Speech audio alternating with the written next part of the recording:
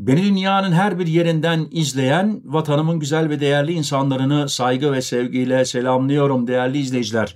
Hayırlı pazarlarınız olsun. Bugün günlerden pazar. Evet, Sıla Yolu 2026 planlarını herhalde yavaş yavaş yapmaya başladık.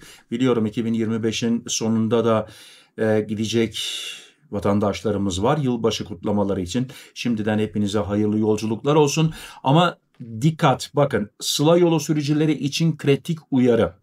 Almanya'da 2G kapanıyor, 5,5 milyon araç TÜV engeline takılabilir. Ne demek? Şimdi biz ne yapmamız lazım? 5,5 milyon araç az değil. Değerli izleyiciler, ben araştırdım. Bilhassa 2018'den eski arabalar dikkat etmesi lazım. 2018'den yeni ise aracınıza bakın. Fazla lüks değilse, fazla modern bir araba değilse, ufak bir araba ise mesela VW Polo gibi bunlar bu listenin içinde olabilir. Araştırdım, Japon arabaları, Kore arabaları, hatta Alman arabaları da var. Biraz evvel dediğim gibi VW Polo gibi var. Ama modeline bağlı Ausstattung diyorlar. İçinde ne özellikleri var bunlara bakın. En iyisi arabayı aldığınız yere gidin sorun. Sizin aracınız 2G ile mi çalışıyor yoksa daha yüksek, yani 4G, 5G olabilir. Benim aldığım bilgilere göre 3G Almanya'da kapandı. 4G ve 5G çalışıyor şu an ve 2G çalışıyor. Ne zamana kadar, nasıl olacak, bütün bilgiler bu haberde değerli izleyiciler. Sizler de bana birazcık destek olmak istiyorsanız yorumlara bana bir nokta bile bıraksanız çok büyük faydanız var. Çünkü YouTube algoritması öyle çalışıyor. Ne kadar fazla yorum gelirse o kadar da fazla YouTube bizi vatandaşlarımızın, YouTube bakan vatandaşlarımızın önlerine atıyorlar ve videolarımızı seyretme ihtimali daha da büyük oluyor. Onun için rica edeceğim, bana bu konuda destek olun lütfen. Abone olursanız ücretsiz abone olma imkanınız var. Abone olmak ücretsizdir. Şimdiden hepinize teşekkür ediyorum, hoş geldiniz diyorum ve gurur duyuyorum ailemize katıldığınız için. Peki, uzun lafın kısası. Şimdi Sıla yoluna gidecekler neler yapmalı? Biraz evvel dediğim gibi değerli izleyiciler, arabayı aldığınız yere gidin, tanışın. Ama ne olacak ne bitecek, bakın, bütün haberler burada, bütün tarihler burada. Almanya'da araç kullanan ve Sıla Yolu seyahatlerini kendi araçlarıyla gerçekleştiren Avrupa Türkleri yakından ilgilendiren önemli bir teknik gelişme yaşanıyor. 2028 yılında kapatılacak olan 2G mobil ağı, yani biraz daha vaktimiz var. Milyonlarca aracın zorunlu teknik muayenesi TÜV için büyük bir risk oluşturuyor. Değerli izleyiciler, 2028, şimdi şu anda 2025'teyiz. Gelecek seneye gidebilirsiniz. 2027'de öbür seneye de gidebilirsiniz. Tabii ki her insanın kendine göre bir bütçesi var. Ayağımızı yorganımıza göre uzatmamız lazım. Şimdiden finans durumlarınızı ayarlayabilirsiniz. Bu 2028'de gelecek. Almanya mobil iletişimde verimliliği arttırmak amacıyla 2028 yılı itibarıyla 2G mobil iletişim ağını tamamen devre dışı bırakma kararı aldı. Bu karar Avrupa'da yaşayan ve izine araçları ile gidecek Türk sürücüleri de yakından ilgilendiriyor. Bu karar özellikle 2018 yılı ve sonrasından üretilen yaklaşık 5,5 milyon aracı doğrudan etkiliyor. Sonrasından diyor ama galiba burada bir yanlışlık var değerli izleyiciler. Evvelinden olması lazım. Daha eski araçlarda olması lazım. Ben bunu araştırdım. 2019'da filan var, araçlar var. Biraz evvel dile getirdiğim gibi ufak araçlarda filan. Yani isterse arabanız Rolls Royce olsun. Bana sorarsanız arabayı aldığınız yere veyahut da servis için, bakım için gittiğiniz yere, orada ustaya sorun. O zaten araba ruhsatından size çıkarır. Sizde 2G mi var, 4G mi var, 5G mi var? E-call sistemi devre dışı kalacak. Peki bu ne demek? Sorunun merkezinde yeni nesil araçlarda yasal zorunluluk olan e-call, acil çağrı sistemi bulunuyor.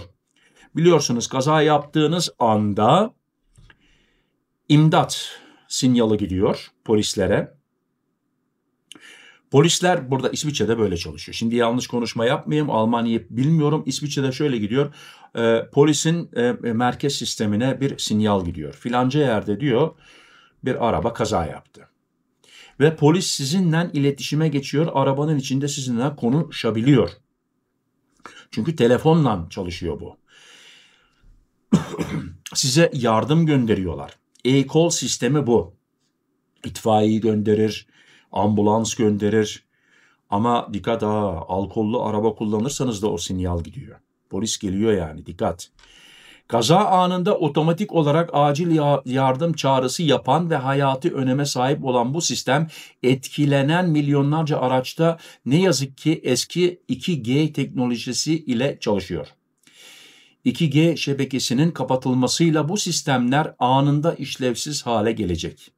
Alman İtfaiye Birliği'nden yetkililer bu durumu önemli bir güvenlik kaybı olarak nitelendiriyor. Şimdi değerli izleyiciler, onlar da bizi ilgilendirmiyor ama tüfü alamazsanız, bilhassa emekli abilerimiz var, büyüklerimiz var. Türkiye'ye gidiyorlar, araçlarından Türkiye'de kalıyorlar. Yani onun için dikkat, tarihlerinize dikkat edin. Ne zaman gideceğiniz, ne zaman döneceğiniz. Bakın, biraz evvel ne dedik? 2028'e kadar vaktiniz var. Şimdi tarihlerinizi ayarlayın. Ne zaman en son tüf yaptınız? Gelecek tüf ne zaman? Tarihlerinizi ayarlayın. Ne zaman Türkiye'ye gitmeyi planlıyorsunuz? Ne zaman dönmeyi planlıyorsunuz? Biliyorum 4 seneye kadar uzattılar. Türkiye'de kalabiliriz. 2 sene sonra birer sene uzatma hakkımız var. Yalnız şimdi adam Almanya'dan gidiyor, benim ne işime yarayacak diyor. Ya ben tüfe geri dönmem lazım diyor. Gene aynı sıkıntıları yaşıyor. İsviçre'den gidiyorsanız, aracınızı yeni aldıysanız, biliyorsunuz aracınızı İsviçre'de yeni aldıysanız TÜV 5 sene, şansınız varsa belki 6 sene sonra size mektup geliyor. Diyor ki TÜV için gel, aracını kontrol edeceğiz. Yani Türkiye'ye gittin mi rahatla 4 sene kalabilirsin. İsviçreli emekli abilerime buradan kucak dolusu selamlar. Biz bu konuda şanslıyız ama araç yeni olması lazım. Bir kere TÜV'e gittin mi burada up kontrol deniyor İsviçre'de. Ondan sonra bir daha başlıyor 2 sene. Her 2 sene, her 2 sene, her 2 sene. Peki ne yapacağız? Nokta nokta onları şimdi ben size söyleyeyim. Murat Bozdoğan İsviçre Haber kanalı okucularına tavsiyesi. Hemen kontrol edin. Özellikle 2018 ve sonrası model araç sahipleri, bak gene sonrası yazıyor. Bence öncesi olması lazım. Vakit kaybetmeden araçlarının üreticilerine veya yetkili servislerine başvurmalıdır. Değerli izleyiciler, aracınız isterse 2016 model olsun, bana sorarsanız gidin sorun. Araçtaki e-call sisteminin 4G veya 5G ağlarında da çalışıp çalışmadığı mutlaka öğrenilmelidir. Belki herhangi bir güncelleme, yani update yapabilirsiniz. Servis uyarısı. Bir sonraki rutin araç bakımınızda e-call sisteminin geleceği hakkında servis görevlilerinden net bilgi isteyin. Bunu birkaç kere şimdi söyledim değerli izleyiciler. Yani ustanızdan bu bilgileri alın. TÜV kurumları milyonlarca aracın muayeneden kalmasını engellemek için yeni yasal düzenlemeler talep ediyor. Ancak bu düzenlemeler netleşene kadar proaktif olmak ve aracınızın uyumluluğunu kontrol etmek TÜV engelini aşmanız için kritik önem taşıyor.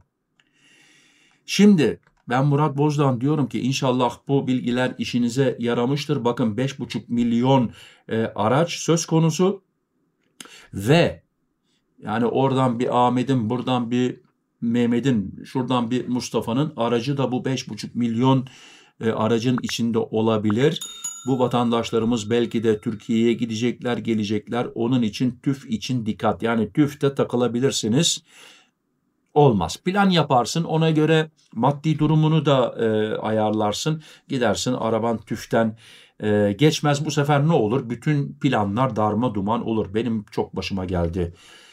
Bu 58 senelik hayatımda değerli izleyiciler. Çok planlar yaptım ama bazen gerçekten evdeki hesap çarşıya uymuyor. Onun için Bu haberle sizi uyarmak istedim, bilgilendirmek istedim. Haberimi beğendiyseniz lütfen rica edeceğim, yani canı gönülden rica edeceğim. Bana bir like verin, oradan yorumlardan bir selam çakın. Gerçekten çok mutlu olurum, gurur duyarım ve şimdiden hepinize canı gönülden teşekkür ediyorum. Kendinize dikkat edin, sıhhatinize dikkat edin, sıhhatli kalın, bilhassa Murat Bozdoğan ile kalın. Teşekkürler. Murat.